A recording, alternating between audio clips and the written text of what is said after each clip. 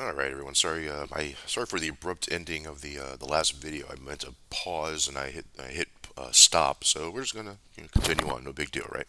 And we were talking about the clans and the city setup, the structure, how to what we're thinking about when we make our city.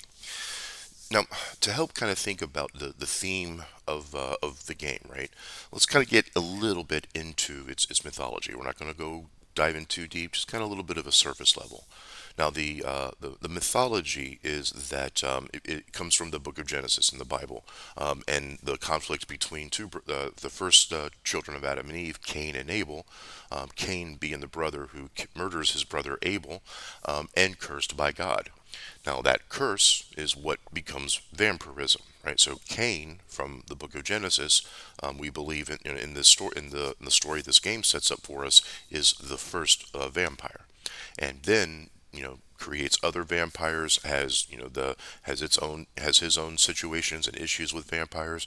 Those vampires create vampires, and by the time we make it down to our third generation of vampires from Cain, we have enough distinction where now we're kind of forming the clans, and we have the heads of the founders of clans coming around the third generation. The founder of the Bruja clan, the Malkavian clan, the Gangrel, Ventru, and so forth. They start developing their unique features around the third generation. But today, no one knows where Cain is, and these second and third generation vampires who once existed, no one's really sure where their locations are, if they even do exist. They could be just myth, they could be just legend. That's a lot for you to fill out in your game when you're setting that up. How real is all that?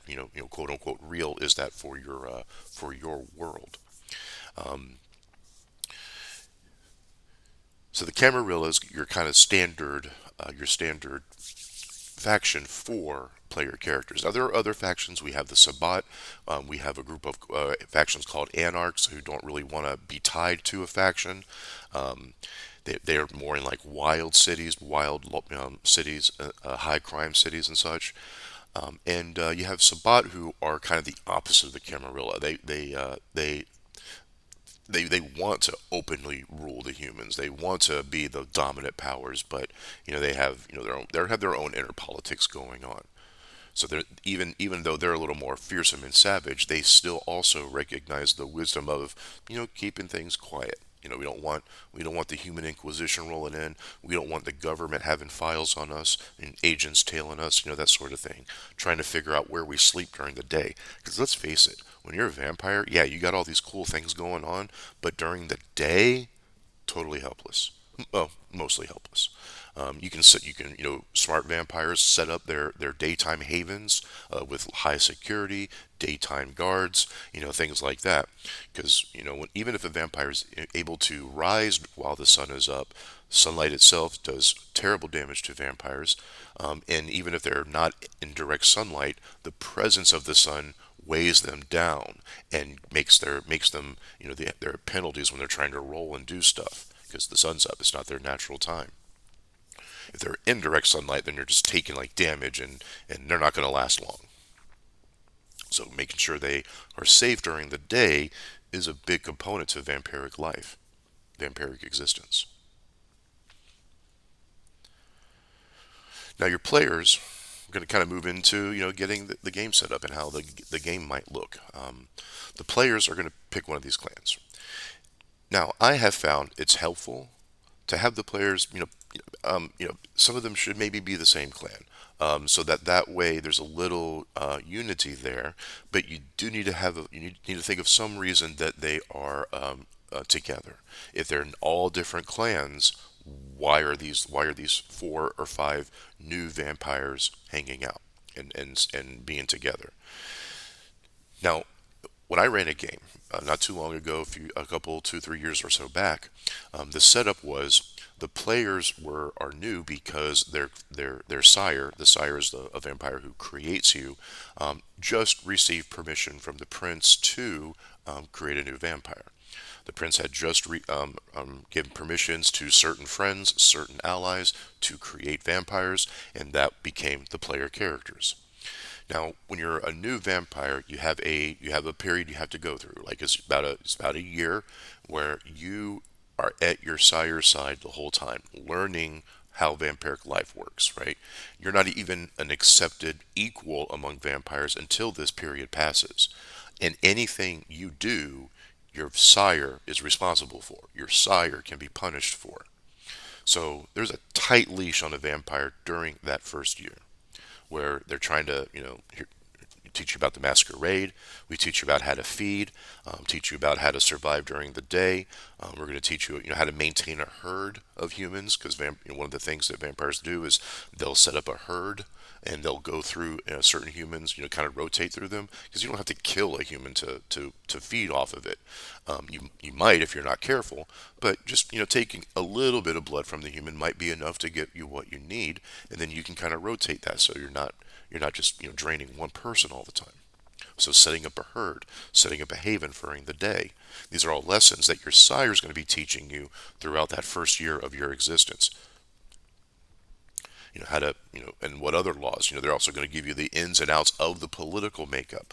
What clan controls what area of the city? What clan are allies? What clans are enemies? So we had that 1 year period, but that was more pre-game, right? That was more background. When the game started and time started going, our first session was the players coming before the prince, because once you pass this year, now you're brought to the prince, right? The prince will then decide if you are welcome into the city or not. Not being welcome into the city usually means you're killed. So you want to make sure that you've done your best over that past year to make sure that you're going to be okay.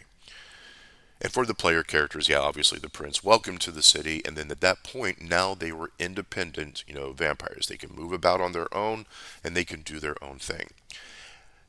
Now, their sires, were sort of allies, right? They were sort of kind of working together, so they wanted these player characters, these new vampires, to also sort of kind of work together.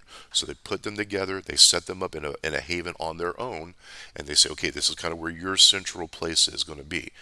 Your daytime rest. You come back here when you need to rest, and and then that's when they started getting involved with vampiric nonsense and vampiric shenanigans. Other clans, rival clans, starting to get in their face, starting to get into their business, and they're new vampires, right? So that's a tempting target, right? Oh, look at these, fresh new vampires, just accepted by the prince.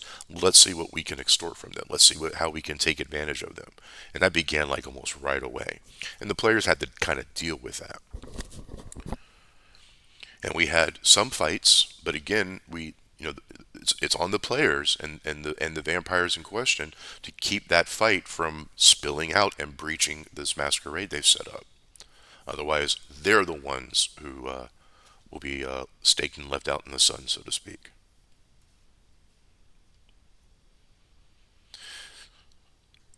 So we're gonna kind of go over a little bit of the mechanics, some things that I like that really emphasize, the nature of vampirism.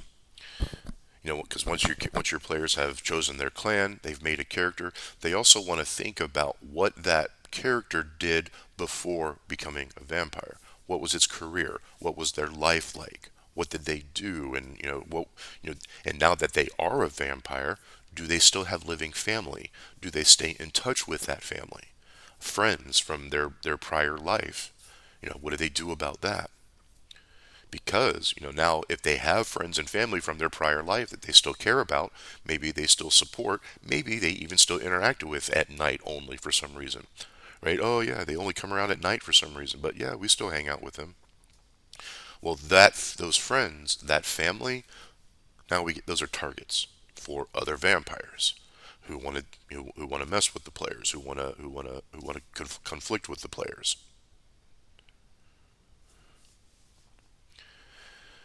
Now the blood, this is what vampiric life really is all about. The hunger, right? Without the blood, there's no vampire. So the way the game manifests that, and I really like this system. I think it's clever. Prior systems had a system of blood points, right?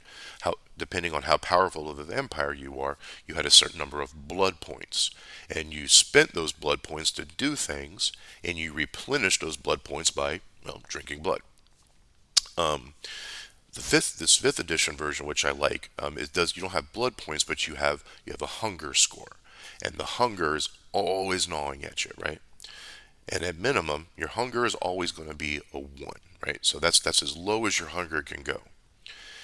It is possible to reduce your hunger to zero, but you can only do that by completely draining your subject dry and killing them. Doing that sates the beast inside of you, and for a while your hunger is at zero. You feel at peace. There's no hunger pulling on you. There's no beast inside of you demanding to be fed, and you feel good. But that's not going to last forever. You're gonna use a power. You're gonna need to wake up. When you do that, you rouse your blood, and you gain hunger points, and you get these hunger dice. And the hunger goes through 1 through 5. And I'm not going to get in too much into the mechanics, but just want to relate to you a little bit of how it works. When whatever your hunger is, let's say your hunger is 1. Anytime you make a die roll, you're rolling a collection of d10s to make a roll. One of those die is going to be a hunger dice because you have a hunger of 1. If you have 2 hunger, 2 of those dice are going to be hunger. 3 hunger, and so forth and so on. And 5 is the max. If you have a 5 hunger, that means your beast is like, just ready to unleash itself and just tear into whoever and whatever is around. Doesn't care, no thought, no logic, no masquerade, just feed me. So let's say you're making a die roll, and maybe your die pool is only 5 of these dice, and your hunger is a 4. Well, 4 of those dice you're rolling out of the 5 are going to be hunger dice. So what happens when these hunger dice, what do these hunger dice tell us? Now, there is a critical fail and a critical success system. Again, I'm not going to get into the minutia too much, but if your critical success involves hunger dice, like if it's hunger dice that helps you get that critical success, well, that we call a messy critical. Likewise, if your hunger dice are the ones who help you get a critical fail, now we have what do they call that? Let's find that. Messy critical, bestial failure. Messy critical, bestial failure. And this is how your hunger translates into your actions, right? So if you're rolling an action and you rolled a messy critical, that means you succeeded, but in like the name implies, in a messy way. The beast takes over. You do succeed in your action, but in a violent and usually terrible way.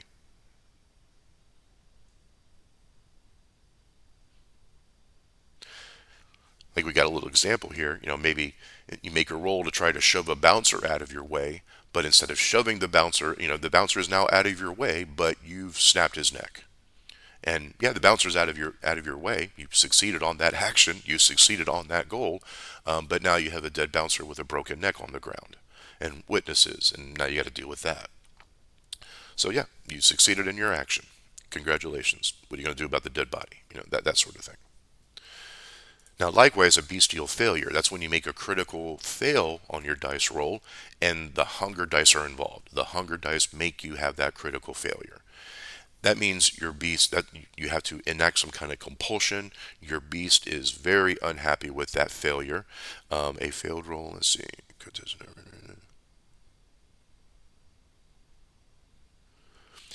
The beast into manifesting inappropriately or excessively. The character must act out a compulsion. So the beast has failed. Now, how does the beast reacting? And when we say the word beast, we mean that monster inside of every vampire that needs to be fed. Every vampire has this beast inside them. It has to be fed. Otherwise, these things happen. The beast will win. And if you don't feed it, it will feed itself. So you get a what they call a bestial failure, and you can choose to or roll to act out one of these compulsions. And they kind of go into descriptions. What happens when you have this compulsion? For example, hunger. Let's say you rolled hunger. You would look at this hunger, and you would say, okay, hunger in a social setting, in a violent setting, in a solitary setting. How would that look?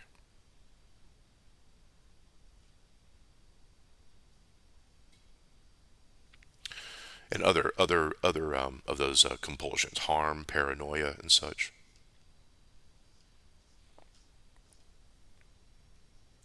Now, I don't think it mentions anything in here about it, but I allowed my players, if they rolled a messy critical or a bestial failure, they can opt to spend willpower to maintain control for that scene.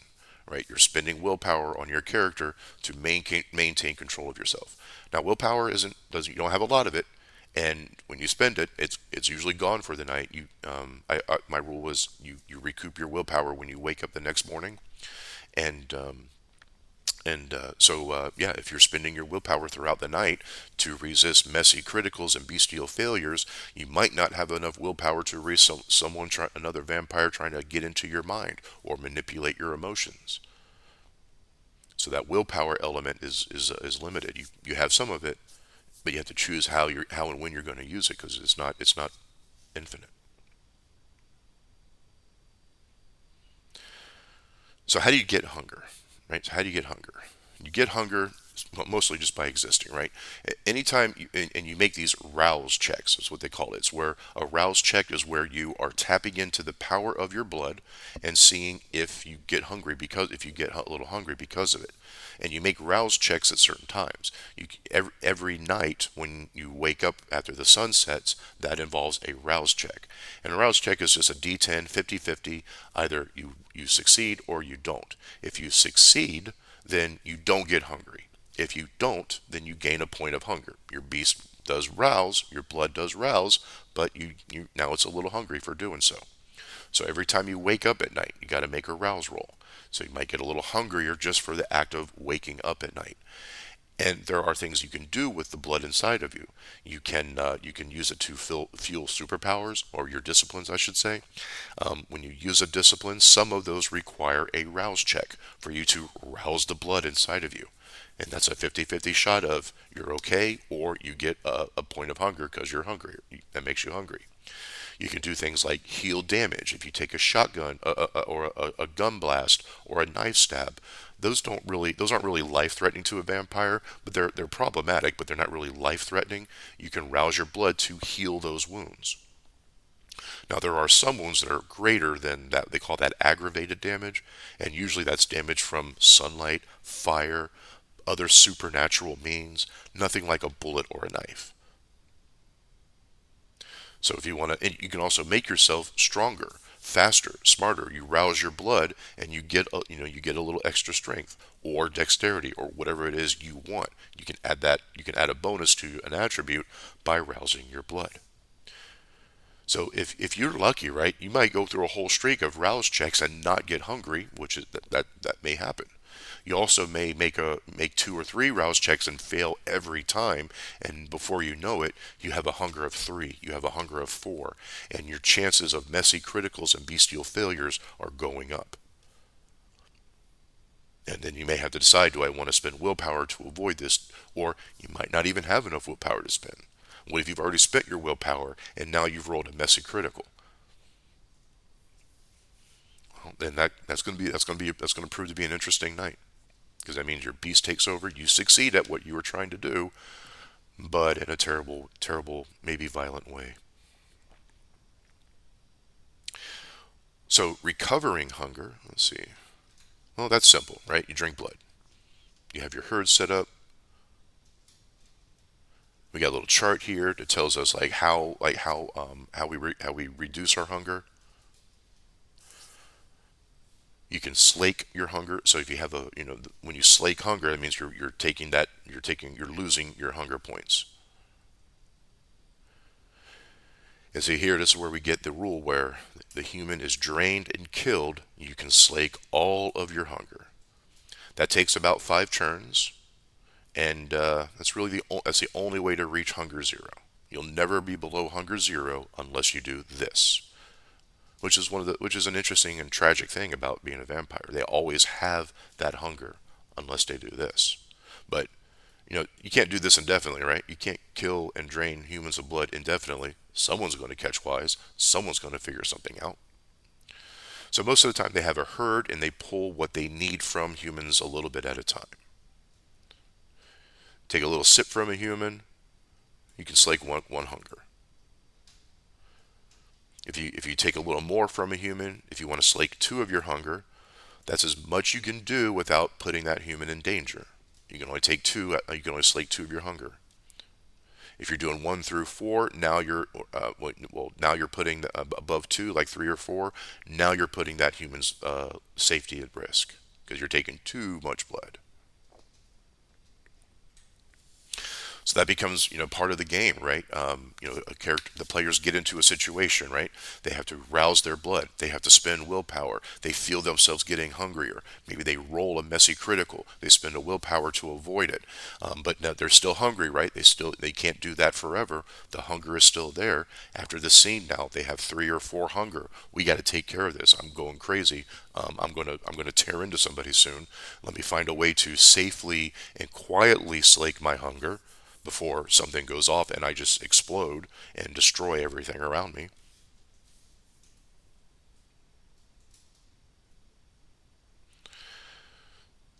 So that's kind of neat. Oh, we got some feeding from animals, feeding from bagged blood. We got some rules on that. Now, essentially, the rule is we're not going to go into like the specifics, but the rule is the elder vampires, the longer a vampire's been around, the more potent their blood is. Elder vampires can't sustain themselves on animal blood or bagged blood. They need fresh human blood. Young vampires, like player characters, for example, okay, it's not fun, but you can survive off bagged blood, animal blood. It's not the best, but you can survive it in a pinch. The older you get and the more powerful and potent your blood becomes, you, you need better blood. Now, eventually, ancient vampires, and this is a fear that drives a lot of vampiric action. Ancient vampires need vampire blood. So, like, even human blood isn't good enough to sustain some ancient vampires. And that's why we have a lot of modern vampires afraid of that these ancient vampires are going to come back and use them as their food, just like they use humans as their food. And when they get signs of any of these ancient vampires maybe waking up, they have, everyone gets scared. Everyone starts freaking out. What are we going to do about this? Because even an elder vampire who's in a position of authority in a city could fall victim to some ancient vampire who needs vampire blood to sustain themselves.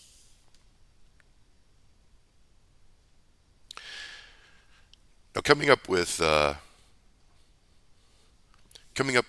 vampire settings and stories, this is going to take a lot of more thought, a lot more prep work. Um, it's not let me go to my monster manual and just pick something real quick because I'm at a loss for what to do. This is a planned out type of thing. Now, I don't mean planning out like the plot, the things that you don't want to railroad your characters through the city, but you want to set up like who is the prince, who is this Primogen Council, what are the relationships of the Primogen Council to each other, which clans are allied to which clans have beef with other clans. You want that information because that information is what's going to drive the players through the story, right? They're going to take that information and they're going to run with it. And you might want a couple things in there to spark the action, to spark things going. But a lot of times, in this type of setting, the players may already have an idea of what they want to do.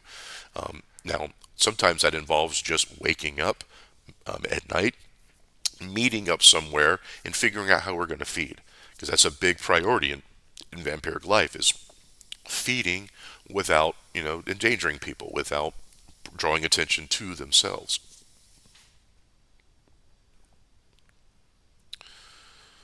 Let's see. Oh yeah, gifts of the blood.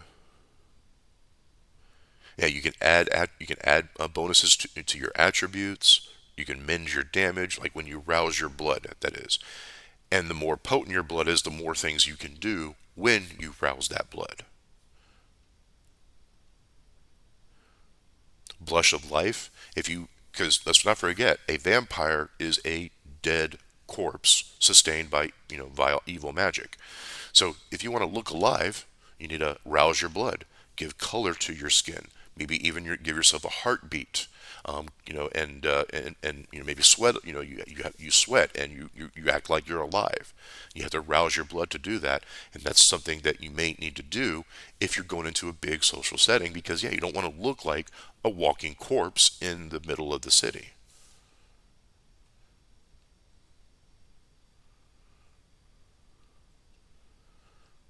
Frenzy. That's another fear. That's another a thing that vampires got to worry about.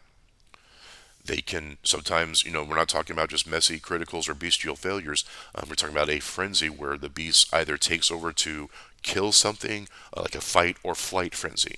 The frenzy, the vampire is not going to stop until something is dead, or the vampire is not going to stop until it's safe, like it's going to run. That usually comes when you're hungry, right? If your hunger is high and you smell blood or you see blood and you have like a 4 hunger, you might need to make a check to see if you can maintain control of yourself. Now, even if you fail that check, you can spend willpower to maintain control. But again, your willpower isn't infinite. You're going to lose it eventually unless you take care of that hunger. Yeah, we got some provocations for being for frenzying happen, fear frenzies, fury frenzies. And when you're in a frenzy state of mind, you're not really thinking about the masquerade, right? You're not really thinking about keeping things quiet and keeping things hidden. You're in frenzy mode. That's a big threat. That's a big danger vampires have to keep in mind, because that's not a justification. If you go into a frenzy and you publicly use your vampiric powers and you're caught on camera and you go before the prince, the, they're not going to say, "Oh, it's okay, you were in frenzy, we understand." No, they're going to destroy you. Stake in the heart, out in the sun, see ya. Or however, whatever execution method they ought to use. So, losing control and frenzying is not a justification for breaching the masquerade. Fire's really bad, sunlight's really bad.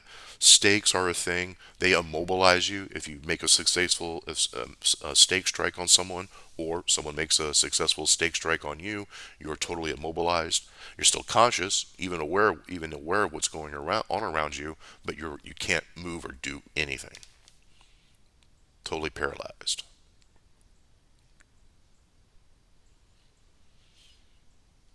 Torpor is the state where, like, if you take enough damage, you fall into this torpor like state. And then final death is when that's that. You're done. And usually, when you reach the final death state, your body decays at a rate that it should have decayed at. So you know, let's say you're 100-year old. You've been a vampire for 100 years. As soon as you reach final death, your body turns into a 100-year-old corpse. Or if you've been a vampire for 10 years, it'll turn into a 10-year-old corpse, because all the magic that sustained it from decay is gone.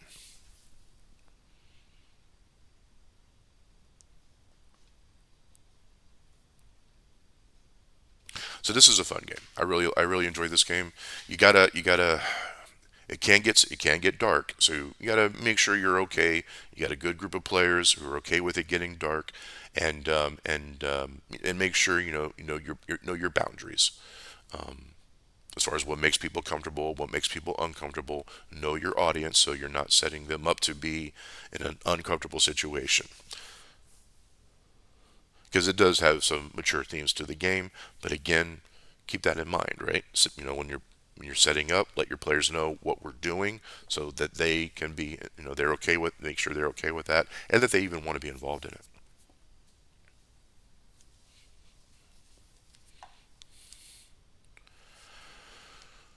All right.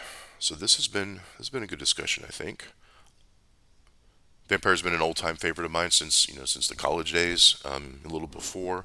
I missed a little bit of it after, like, I played it in like '90s and past 2000s, but and when I got back into it, fifth edition had come out, and one of the interesting things I thought of is like, wow, I mean, when you think about the Masquerade in modern time, right? Almost every person on the street has a device capable of recording and live streaming whatever they want. I'm out on the street, something's happened. Let me pull out my phone, and now millions of people, billions of people can see this thing. And the masquerade in that light really is terrifying, right? Now we have a second Inquisition coming through. They've advanced the lore a little bit, so one of the clans even got destroyed. I think it was the clan called Tremere, and yeah, second Inquisition, drone, missile strike, see ya. And the rest of the vampires are like, whoa, okay, now it's getting serious again. So Masquerade's very important, especially in a world where everyone on the street can record anything and then instantly show that to billions of people. Well, friends, I hope you enjoyed our discussion on Vampire, the Masquerade. We're going to get into something else, get a little into something a little more lighthearted next time. I'll look through some of the games I've run, come up with something we can talk about. But in the meantime, I hope you enjoy the rest of your weekend, and thanks for spending your time with me. Take care.